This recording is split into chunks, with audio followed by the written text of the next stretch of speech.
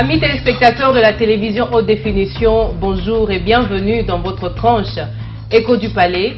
Aujourd'hui, cette tranche est consacrée principalement à l'affaire Diomi Ndongala. Comme vous le savez, pour rappel, pour certains qui ne connaissent pas, la décision a été rendue par le Comité international des droits de l'homme pour que l'honorable jeune Diomi Ndongala soit libéré. Mais jusqu'au jour d'aujourd'hui, le concerné est toujours en détention au CPRK. Alors, nous allons savoir pourquoi il est toujours en détention jusqu'aujourd'hui. Quelles sont les démarches qui ont été entreprises par lui-même, ou soit quels sont les pas que le gouvernement de la République a eu à avancer jusqu'ici, faire un peu un état des lieux sur la question liée à l'honorable jeune Diomi Ndongala. Et pour ce faire, nous allons parler avec Maître Georges Kapiamba, qui est son avocat, qui va un peu nous parler en long et en large sur cette question. Bonjour Maître Georges Kapiamba. Bonjour, bonjour à tous les téléspectateurs de Congo Web. Merci, mais avant d'abord d'arriver à la question de l'honorable jeune Diomi Ndongala, l'actualité, c'est la publication du gouvernement. Vous êtes activiste de droits de l'homme.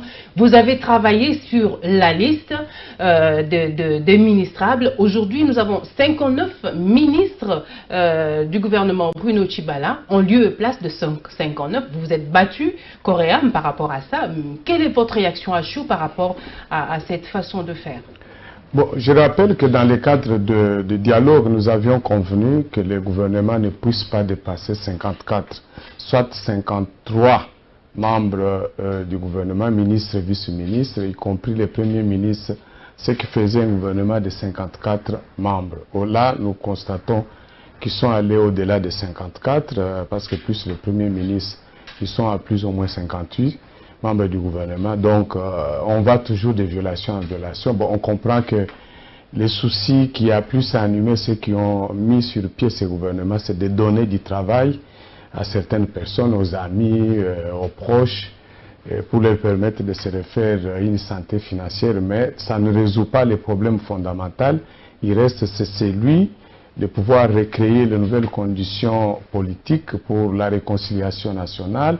Il faut recréer les conditions de l'unité de tous les Congolais, mettre tout le monde autour d'un projet commun, c'est-à-dire comment relancer le Congo et son peuple, mettre fin à la misère. C'est ça qui doit être au cœur de tout ce que nous faisons. Et en disant puis, cela, préparer, organiser les élections, parce que tous les acteurs des institutions nationales aujourd'hui sont sans légitimité. Donc pour vous, il n'y a pas unité nationale, et par là on peut comprendre qu'il y a un autre dialogue auquel peut-être tout le monde pourrait intervenir, l'unité nationale, parce que lorsque vous remettez un peu en cause qu'il n'y a pas unité nationale, alors on va leur rappeler, alors il y aura encore un autre troisième dialogue, et plus on avance vers les élections, la date butoir de 2017, vous ne trouvez pas que quelque part on a de s'enfoncer? Il y a une unité virtuelle, mais il n'y a pas aujourd'hui dans les chefs de tous les Congolais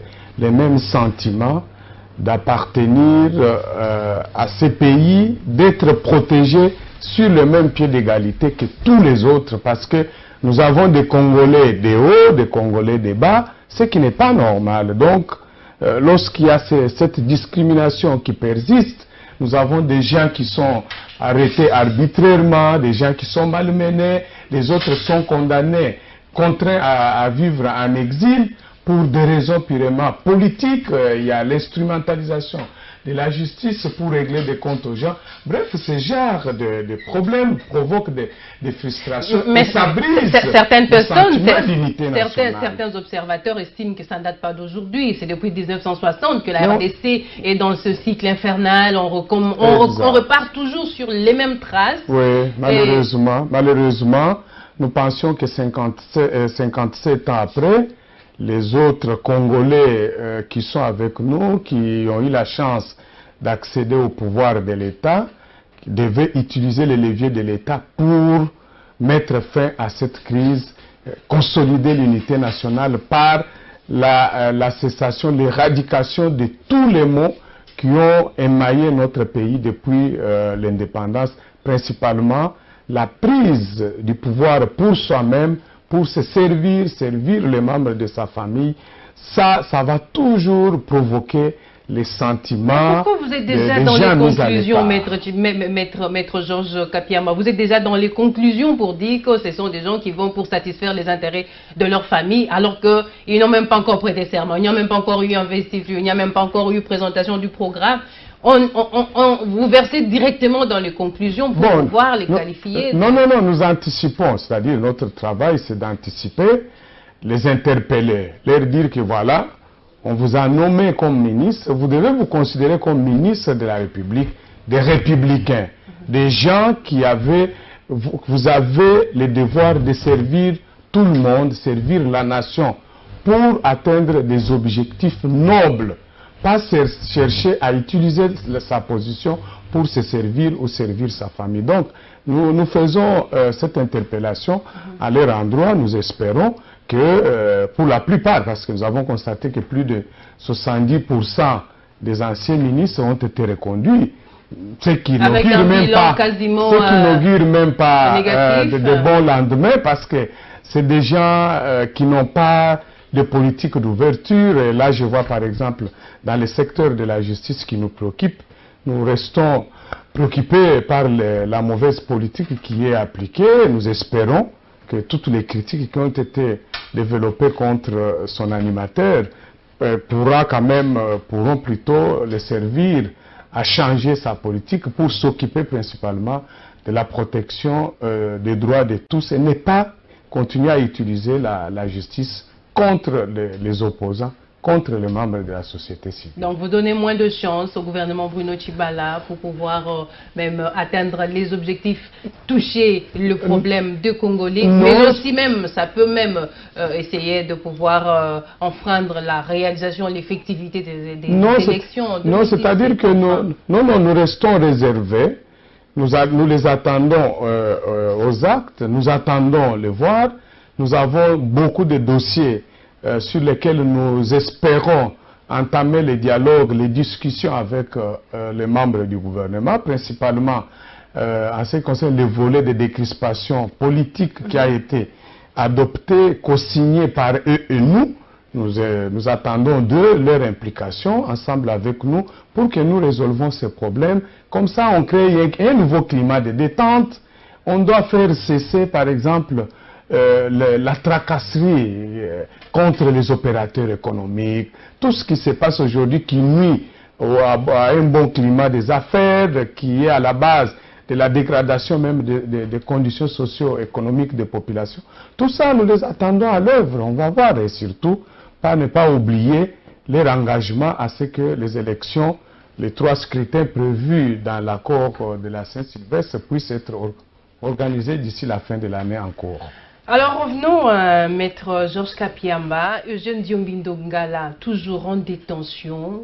C'est quoi au juste jusqu'au jour d'aujourd'hui? La décision a été rendue depuis novembre 2016. C'est ça. Est-ce qu'il y a-t-il eu des préalables qu'il fallait à votre niveau en tant que défense pour pouvoir réaliser afin d'atteindre cet objectif de la libération? Non, c'est-à-dire qu'il faut brièvement rappeler que Diombindo Ngala a saisi le Comité des droits de l'homme des Nations Unies, qui est un des mécanismes quasi-juridictionnels créés à la suite du pacte international relatif aux droits civils et politiques.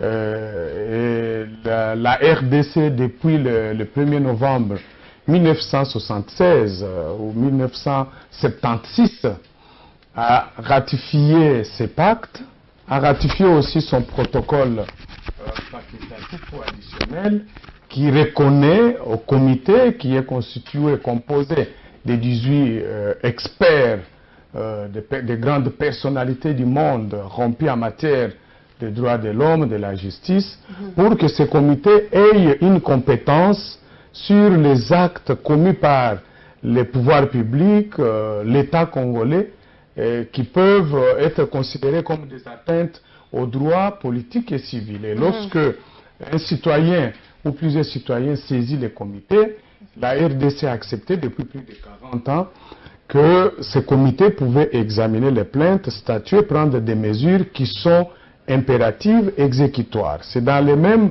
cadre, dans cet esprit que Diombindo Ngala, après avoir été victime de plusieurs violations des droits de l'homme au niveau interne de la RDC, détention, enlèvement, détention au secret, déni de soins médicaux, déni de droit à un procès juste et équitable qui ont été constatés dans la procédure devant la Cour suprême de justice.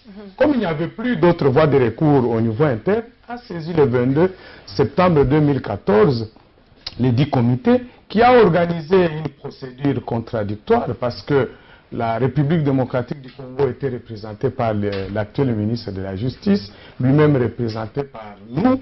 Et après tous les débats, le 16 novembre 2016, le comité a statué en considérant que Diomi Ndongala a été victime de ses droits qui sont prévus par les articles 9, 10, 12 et 14 du pacte et que la RDC n'a pas respecté ses obligations internationales. C'est pour cela que le comité a ordonné à la République démocratique du Congo, à son gouvernement, de prendre toutes les mesures qui s'imposent dans les 6 mois qui suivaient, dont la date a épuisé depuis le 16 avril, pour qu'il soit remis immédiatement en liberté et que des dispositions pour son indemnisation soient aussi prises, que elle-même la décision soit traduite en 4 langues nationales et diffusée à travers toutes les institutions et la population, et aussi prendre des dispositions pour que ce genre de violations ne puissent plus se répéter. Mais malheureusement, nous avons constaté que pendant tous les 6 mois, aucun geste n'a été posé du côté du gouvernement pour exécuter cette décision, en dépit du fait que son cas était aussi traité parmi les 7 cas emblématiques à la CENCO et reconnu en tant que tel. Donc il y a tergiversation purement politique au lieu de s'exécuter par rapport à ses obligations. Lorsque vous parlez de la traduction de la décision en langue nationale, c'est là un combat à qui revient cette responsabilité? Toujours au gouvernement, c'est-à-dire que le gouvernement qui, de par la ratification de ces 2 instruments internationaux, à savoir le pacte international relatif aux droits civils et politiques, les protocoles facultatifs, au dit pacte, a accepté d'exécuter toutes les mesures qui seront prescrites par les comités en tant que mécanisme quasi juridictionnel. Donc,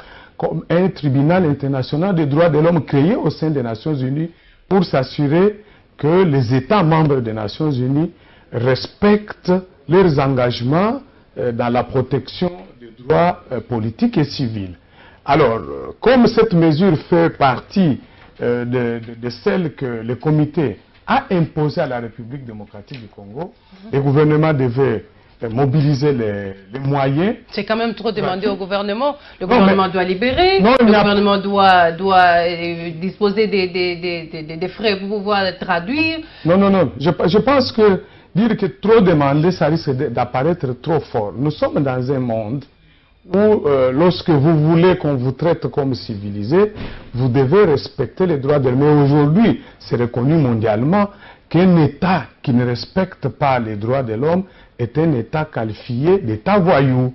Donc, un État qui respecte les droits de l'homme, c'est un État civilisé. Donc, lorsqu'on a pris les engagements, parce que ce n'est pas nous qui avons pris ces engagements, moi encore, les acteurs du gouvernement, ça date de plus de 40 ans. Bien sûr, donc on doit respecter les hommes passent et les institutions. Maître Georges, les faits pour lesquels Eugène Diomi est reproché, ce sont des faits qui relèvent du droit commun. Même s'il a saisi le comité international de droits de l'homme, ce n'était que normal que lorsqu'on a attrait que quelqu'un, que la République puisse avoir un avocat pour pouvoir le représenter. Mais les faits pour lesquels il est poursuivi, ce sont des faits de droit commun. Pourquoi alors prévaloir la décision internationale sur ce qui a été rendu ici au niveau national? C'est une question pertinente. Alors là, je vous réponds à 2 niveaux. Premier niveau, je voudrais vous rappeler, je crois que vos téléspectateurs qui nous suivent, principalement les juristes, peuvent se rappeler que selon la Convention de Vienne qui règle les questions de relations entre les États, les respects, les effets des conventions, des traités, il est prévu qu'un État ne peut pas évoquer son droit national pour refuser d'exécuter une obligation internationale qu'il a librement et qu'il a librement plutôt souscrite.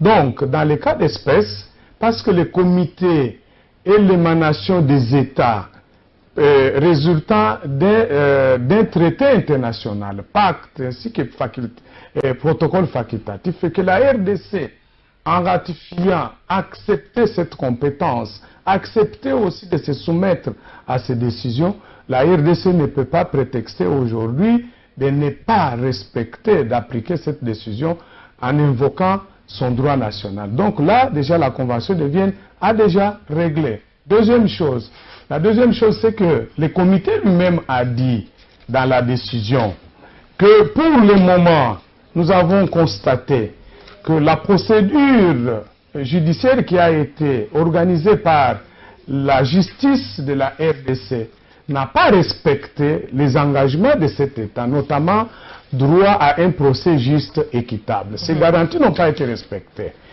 C'est pour cela que nous disons... Ce sont toujours les raisons qui sont avancées par la défense. Je vais arriver. C'est toujours les mêmes chansons. C'était les arguments qui ont été exposés par la défense de Diomi Ndongala, qui ont été communiqués à la République démocratique du Congo, représentés par le ministre de la Justice, qui a opposé ces contre-arguments, mais qui n'ont pas retenu les 18 experts du comité parce que sur le plan du fond, c'était des contre-arguments faibles, ne répondaient pas, n'avaient pas de force juridique. Donc, on ne peut plus revenir sur ces débats-là, et d'autant plus que lorsqu'on s'engage dans une procédure, on ne peut pas, on s'engage, on va jusqu'à la fin, et puis la décision qui sort, vous la refusez. Ça s'entame la crédibilité même de personnes ainsi que de toute une nation. Donc, je termine par dire que le comité lui-même a dit que pour le moment, parce que les droits de la défense n'avaient pas été respectés, donc toute œuvre qui a été réalisée à la suite d'une pareille procédure doit être considérée comme nulle. Mais que si l'État, la RDC, considère qu'il y a encore des motifs valables pour reprendre les procédures sur base des faits allégués contre Eugène Diomi Ndongala, il doit les prendre, mais en les faisant, en respectant les principes de l'équité. Parce qu'il n'a pas eu droit à un procès juste et équitable. Il n'y a pas eu d'équité dans le sens où il a été, par exemple, jugé par une composition de la Cour suprême siégeant comme Cour de cassation, une composition de 5 membres. Alors que la loi portant organisation et fonctionnement et la procédure même devant la Cour de cassation, tout le monde peut les consulter, dit que la Cour de cassation, lorsque elle siège, et surtout comme dans le cas d'un député, la Chambre devait être constituée de 7 magistrats, donc qui siègent, pas 5. À partir du moment où la Cour suprême qui siégeait avait refusé de respecter cette disposition, donc elle a accepté de juger Diomi sans être une juridiction compétente. Donc ce n'était pas des juges qui avaient respecté les principes de l'équité. C'est une juridiction totalement d'exception et dans le monde actuel, on ne peut pas accepter ça. Donc sur ce point-là, il n'y a pas de crainte. Ce que nous nous demandons, c'est que la décision soit exécutée. S'ils pensent qu'ils peuvent reprendre l'instruction des faits, ils n'ont qu'à les faire, mais en respectant les libérant d'abord. Obligatoirement, parce que c'est ça. Mais il va s'évader, il va partir, il va s'échapper. Comment la justice aura encore une main mise sur lui? Mais qui a dit ça? Voilà, le problème, c'est que nous sommes dans un monde aujourd'hui qui est organisé par des lois. Et puis nous sommes dans une société dite démocratique et de droit.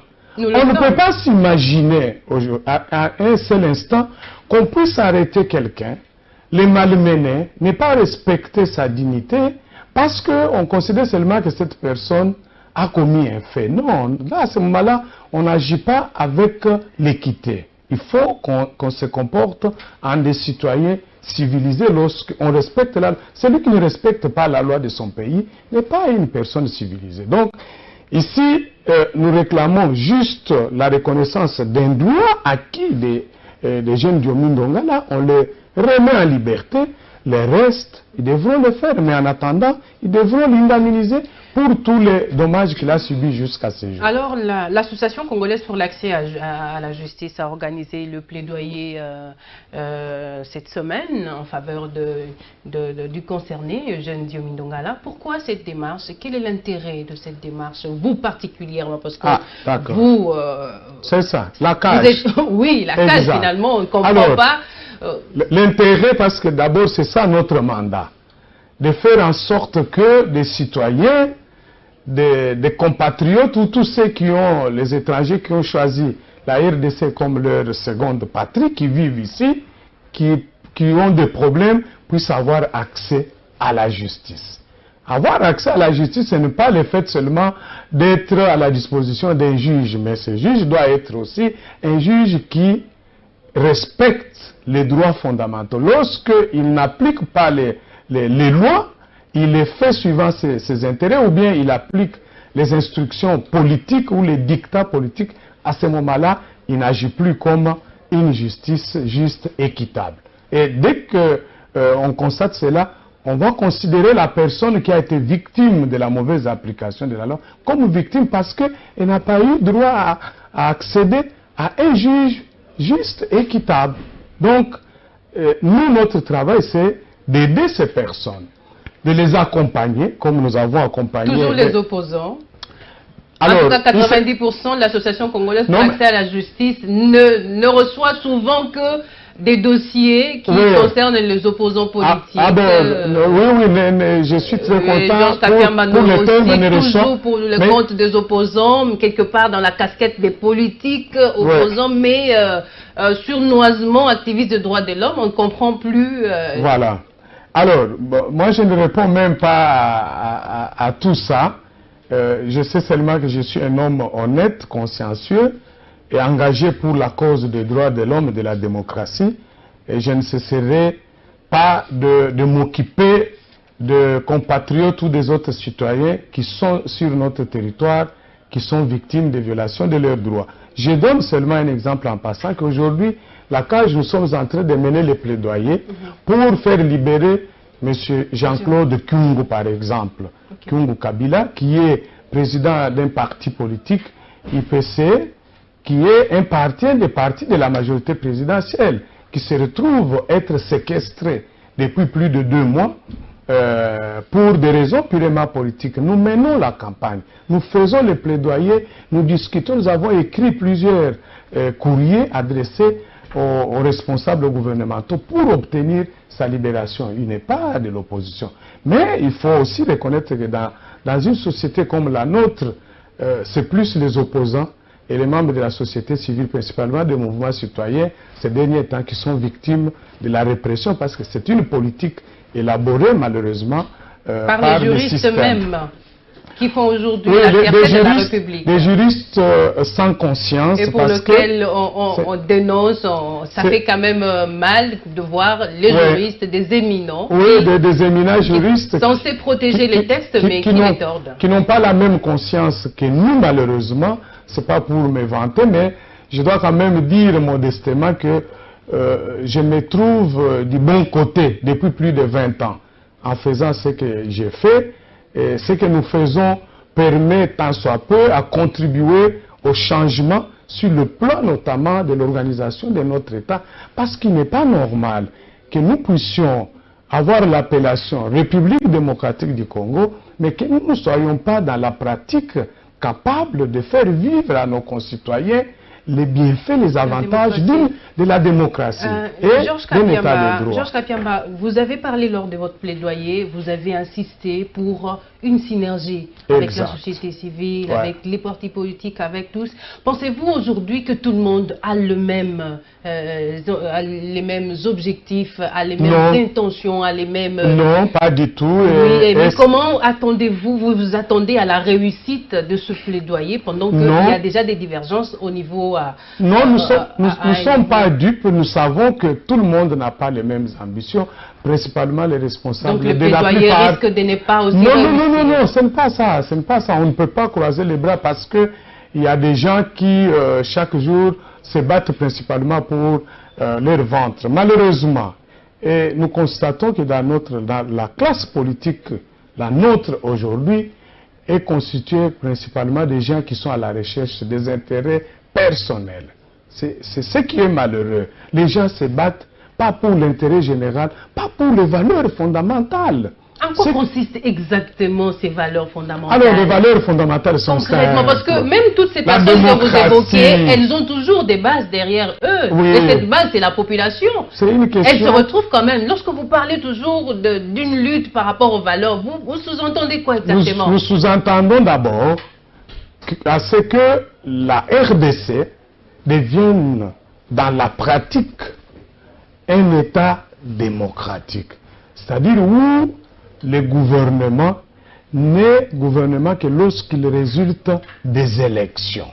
C'est-à-dire que les élections doivent être organisées régulièrement et périodiquement. C'est l'une des caractéristiques d'une société démocratique. Et ça fait 20 ans que vous militez pour ça, vous n'êtes pas découragé? Non, la lutte, la conquête des libertés individuelles, ça a toujours été une longue lutte, il ne faut pas...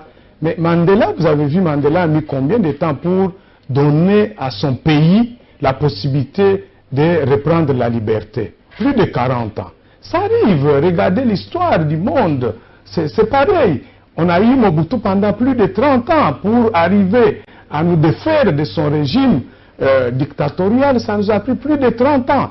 Donc c'est une lutte, peut-être nous l'avons commencé, nous la continuons. Il y a nos amis qui nous ont précédés, nous continuons, peut-être ce n'est pas nous qui pourrons la faire aboutir. Mais il faut créer déjà un esprit de combat, comme le fait Étienne Tshisekedi l'a mené aussi aujourd'hui comme un monument dans notre histoire. L'autre volet de valeurs, c'est la promotion et la protection des droits fondamentaux. Ça doit être une affaire de tout le monde, parce qu'on ne peut pas être humain si on n'est pas en mesure de bénéficier de la jouissance et de la protection de ces droits. Comme par si exemple, on ne le fait pas, on est un État voyou.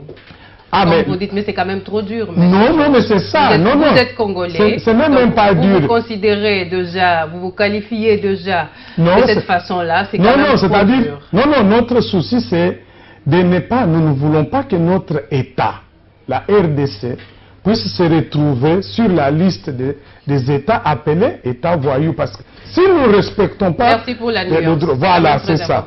Et nous poussons ceux qui ont le pouvoir à prendre conscience de cela, parce que par leurs actes, si ce sont des actes attentatoires aux droits de l'homme, ils doivent être conscients en se disant, mais ça risque de faire amener notre pays sur cette liste, ce n'est pas une bonne chose. Nous voulons continuer, nous voulons mériter. La RDC, c'est quand même une grande nation avec beaucoup d'intellectuels. Nous ne pouvons pas mériter d'être sur cette liste. Donc nous sommes en train de chuter. Maître Georges Kafiamba, un mot peut-être à tous ceux qui nous suivent, même à l'équipe gouvernementale nouvelle, oui, par rapport à cette au gouvernement, ce que nous appelons, ce que nous avons fait depuis novembre 2016 à ce jour, c'est de mener les plaidoyers. Nous avons écrit plus de 10 lettres. Plus, nous avons rencontré d'autres responsables gouvernementaux, physiquement, pour les sensibiliser sur cette question. Il faut qu'il y ait quand même un effort dans le sens des changements. Nous ne devons pas continuer à ne pas écouter les voix des autres. Il est temps de donner la chance à notre pays pour quitter quand même les bancs des accusés de la communauté internationale sur tous les points. Il faut qu'ils appliquent la décision du Comité des droits de l'homme, parce que ce ne sont pas eux qui ont pris les engagements dans le cadre du pacte international protocole. Nous avons trouvé ça, eux et nous. C'est depuis novembre 1976. C'est un engagement international. Enfin, ce que nous demandons, c'est que les autres citoyens imitent ce que Eugène Diomi Ndongala a fait. Lorsque vous vous rendez compte que vos droits ne sont pas respectés sur le plan national, la solidarité. Allez au niveau international, mais engagez-vous dans la solidarité nationale. Lorsque c'est X qui est concerné, il faudrait que tout le monde s'associe à lui pour que ça devienne réellement une cause nationale. Une jurisprudence. Voilà, donc on doit créer une solidarité. Lorsque un Congolais est concerné par les cas de violation des droits de l'homme, tout le monde doit se sentir concerné, s'impliquer, se mobiliser pour que ces violations cessent une fois pour toutes. Merci beaucoup, Georges Kapiamba. Mesdames et messieurs, je rappelle que nous avons abordé la question de l'affaire de l'honorable Eugène Diomindongala qui est en détention au CPRK. Vous avez quand même compris la démarche du plaidoyer initié par l'Association congolaise pour l'accès à la justice ainsi que toutes les demandes qui sont émises à l'endroit du gouvernement de la République. Mesdames et messieurs, suivez-nous chaque jeudi à partir de 17h et la rediffusion le samedi à partir de 9h. Je vous retrouve la semaine prochaine avec le même plaisir. Au revoir.